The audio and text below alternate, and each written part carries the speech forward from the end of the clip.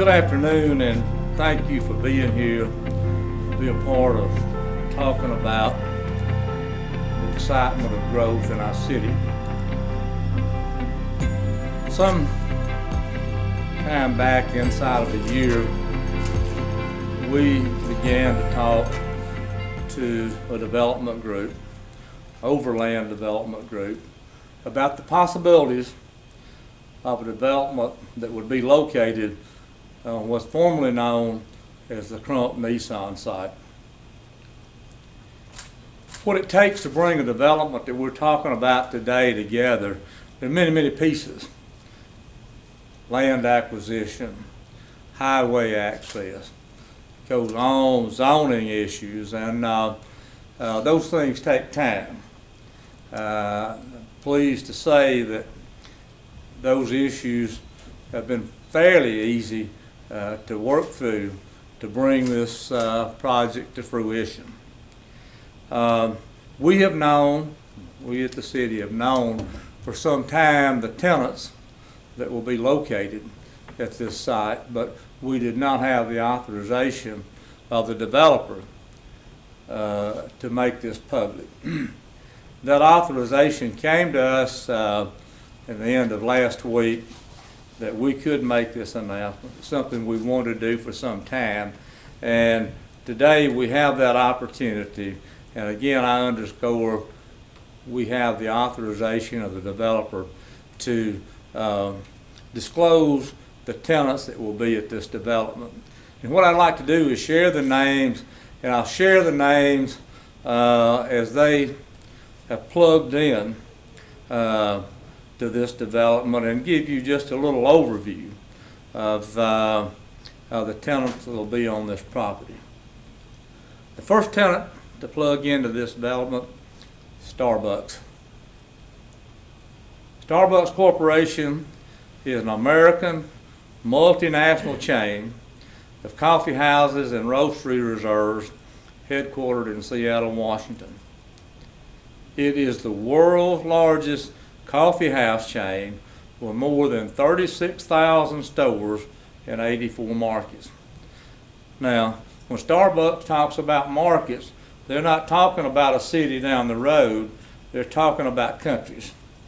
As I look at the alphabetical listing of the countries that they operate in, the list begins with Andorra, it ends with the United States, Uruguay, and Vietnam. In the middle, Belgium, China, Denmark, El Salvador, Luxembourg, Portugal. That gives you some sense of the magnitude of Starbucks. The second retail entity to plug into this development is Whataburger. Whataburger has more than 900 locations across its 14-state footprint and sales of more than $3 billion annually. They were a 2022 Top Workplaces Culture Excellence Award winner. The brand has more than 50,000 employees and more than 60 million customers. The third entry in this development is Mavis Tires.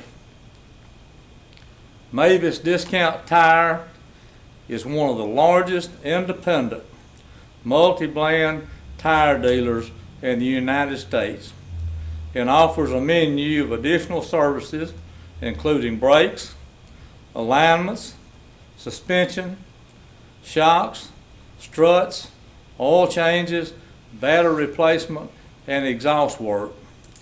Today, Mavis has over 850 Mavis service centers in 21 states.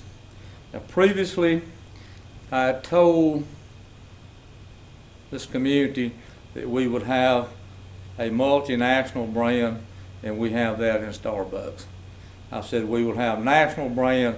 We have two national brands, that being Whataburger and Mavis Tires. Jasper continues to grow as a retail draw in the southern part of northwest Alabama.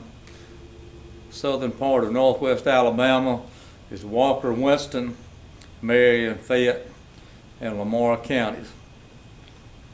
My belief that with the addition of these 3 high-profile entities, that additional energy will be experienced in the rapid retail growth this city is experiencing at the present time. The timeline for this to happen, the first thing is the building on that site has to be dismantled. I think you'll see that work begin shortly. I think you'll begin to see site work there. It's difficult with all the challenges today to find contractors and that sort of thing to handle the construction side of the work that will have to go on here. But that will get underway. Now, these folks come to us and they look for economic incentives. A part of the economic incentive application talks about jobs that will be produced. The economic incentive application that we have in hand indicates that these 3 entities will probably produce 68 jobs.